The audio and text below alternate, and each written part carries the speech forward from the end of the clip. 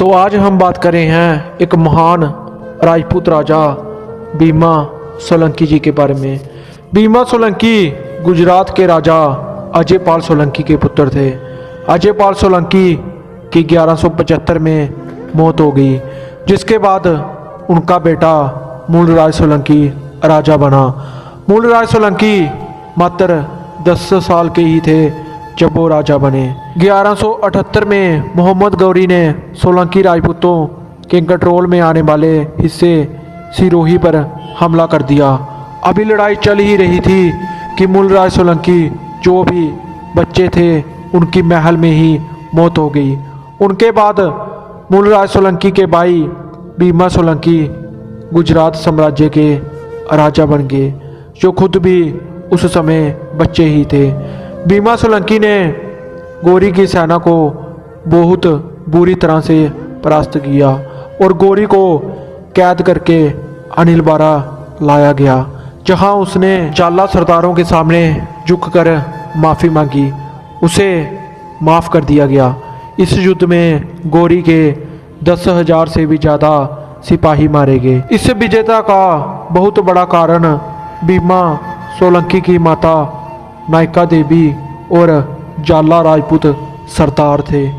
जाला राजपूत सोलंकी राजपूतों की ही एक शाखा है। 1184 से लेकर 1187 ईस्वी तक भीमा सोलंकी का पृथ्वीराज चौहान जैसे महान क्षत्रिय योद्धा के साथ युद्ध हुए।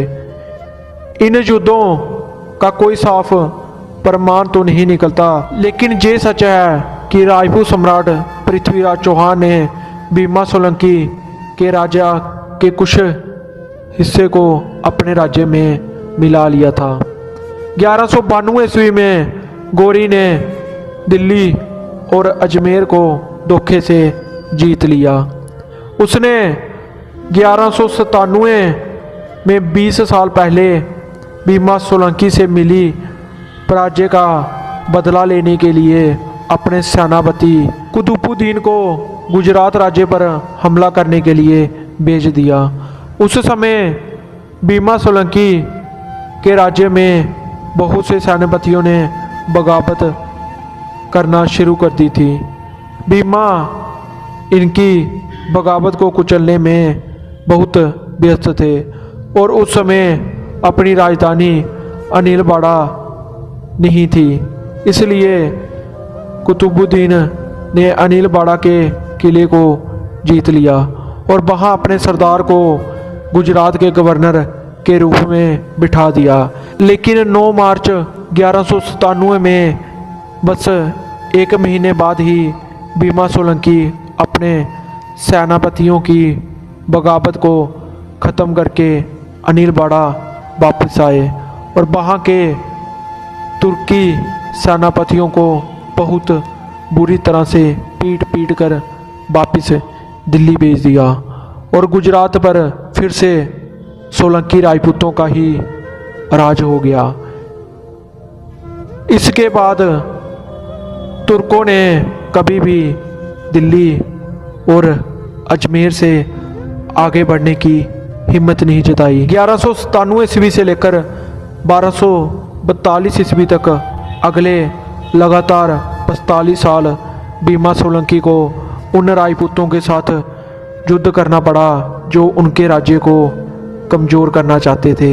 उन्होंने अपने 64 साल के राज में अजमेर के चौहानों, नाडोल के चौहानों, जालोर के चौहानों, सौराष्ट्र के चुंडासमा, मालवा के और आबू के परमार राजपूतों के साथ कई युद्ध लड़े।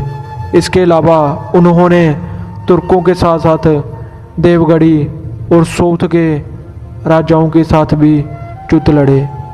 इतने सारे युद्ध लड़ने के बाद भी उन्होंने गुजरात राज्य को कैसे संभाले रखा, ये भीमा सोलंकी ही थे कि 1192 ईस्वी में दिल्ली और अजमेर हारने के बाद भी अगले 110 साल तक तुर्क सुल्तान कोई भी किला राजपूतों से नहीं जीत सका।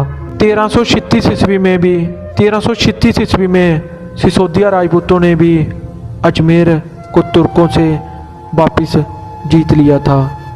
बीमा सोलंकी ने बहुत से गुजरात में मंदिर भी बनाए, जिसमें शिव मंदिर बबका बहुत ज़्यादा मशहूर है।